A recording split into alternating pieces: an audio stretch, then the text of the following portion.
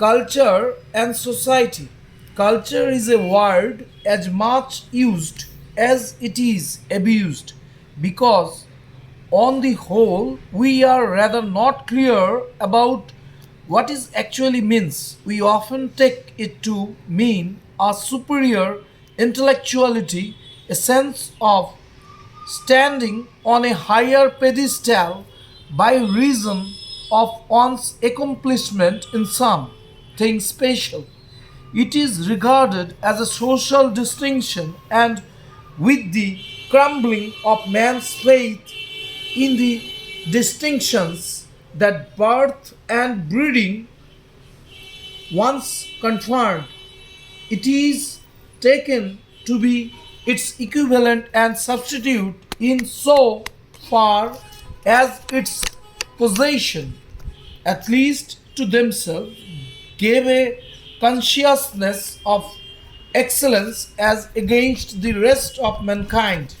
It is thus the counterpart of aristocratic distinction under democratic conditions.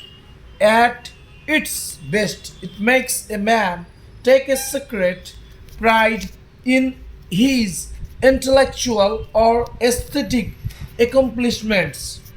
As its worst, it transforms one into a prig or a high brow looking down upon the rest of mankind. That's, of course, is a very false and vulgar conception of culture. A modern writer has called it jackdaw culture, a collection of charming misconceptions and undigested enthusiasms. It is the device of unlearned member of an upper class to plume himself with borrowed feathers. It is born of vanity, and its object is to devise, deceive the following things that true culture will always repudiate. It is mere outward varnish and veneer. As Emerson said, culture is one thing and varnish another. It is a pose, and culture always disdains poses and pretenses.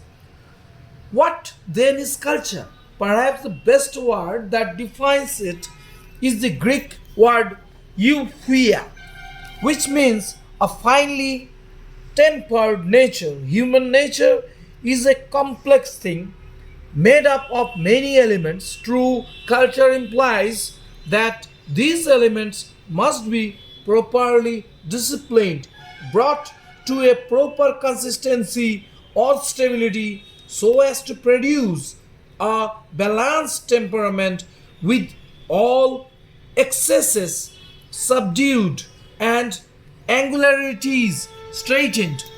Hamlet expressed it admirably when he told Horatio, "Give me the man that is not passion's slave."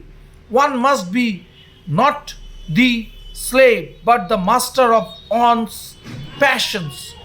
That, properly speaking, answer to the Greek ideal of perfection. Matthew Arnold said, culture is then properly described as having its origin in the love of perfection. It is a study of perfection. The man of culture, therefore, is one who makes it his chief business in life to study perfection and have to make it prevail in the affairs of life. It is, of course, not easy to make the one's primary concern in life. It can be done, however, as Arnold said, by habitual association with the best that has been thought and said in this world. As Swinburne said, to have read the greatest work of any great poet, to have beheld or heard the greatest works of the great painter or musician is a possession added to the best thing of life. By such constant association, one's mind is permeated with nobleness, with genial thoughts and feelings. One fills one's life with sweetness and light, just as the bees fills its hive. Cultivation of a sweetness of temper, and acquirement of the light of understanding may therefore be defined as the aim of one's desires to represent culture in his personal life. And as one keeps oneself in constant association with the best philosophy, history, and sociology, one experiences an enlargement of the mind, a sublimation of one's thoughts and ideas, and a habit of surveying the affairs of life. Calm of mind, all passions faint. For such a person, fantasism and one sidedness, intellectual obstinity, and sweeping judgments are all equally impossible. So far about the meaning of culture and its place in one's personal life. But if culture meant only the graces and ornaments that confer on individuals a kind of social distinction, its value and influence would indeed be limited. Hitherto, until it is true, culture has been treated as a distinction peculiar to a select body of individuals who have had the means of acquiring it by virtue of their privileged position. For example, their membership of a university or of an educated community. But the modern age is tending to a gradual removal of separation between man and man, as well as between class and class, and therefore culture has come to acquire a value and significance in social life not contemplated thinking about in the past. For if culture means pursuit, following of perfection, it is obvious that the more widely it is spread among the people at large, the better it would be for the community. Now, the pursuit, following of culture depends on certain basic conditions, the foremost of which are education and leisure. The bourgeois society, these were regarded more or less as privileges confined to certain sections from which others were intentionally or unintentionally excluded. Thus, the Germans, regarding themselves as God's elect, looked upon their culture as a hallmark of national superiority, entitling them to dominate the rest of the world. A common falling of primitive people like the Indo-Aryan, the semi-common failing of primitive people like the Indo-Aryan, the Semitic tribes, or the Hellenists in the modern times, it was claimed by the Germans and Japanese with disastrous consequences for the world. But this exclusiveness is the very antithesis of the view of culture that is regarded as a study of perfection. Or again, when the blue blooded aristocracy, with all the material resources that placed leisure at their command, tried to acquire what was culture in their view as a mark of social distinction, establishing their superiority over less favored members of the society. This also was certainly not the culture looked upon as a pursuit of sweetness and light. It comes to this whatever encourages separatism, exclusiveness, or a feeling of class superiority is, by its nature, antagonistic to culture in the right sense of the word.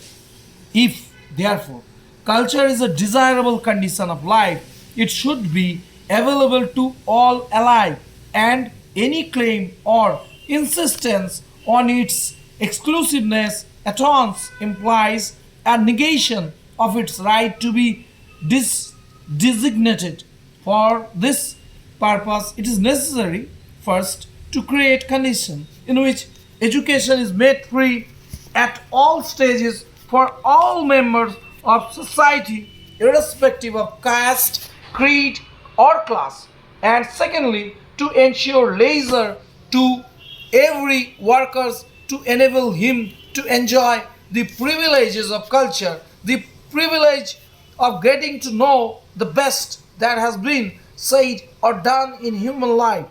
Constant association with high thoughts and ennobling sometimes sentiments will permeate our society and fill it with sweetness and light.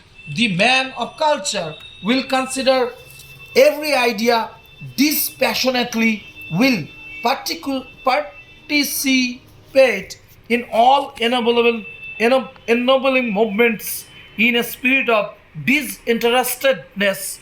He will, by the light that is in him, help the dissemination of new ideas and consider all things without obstinity or prejudices. He will, by the sweetness that is in him, create a genial atmosphere where such consideration may be possible without creating heat or rousing passion.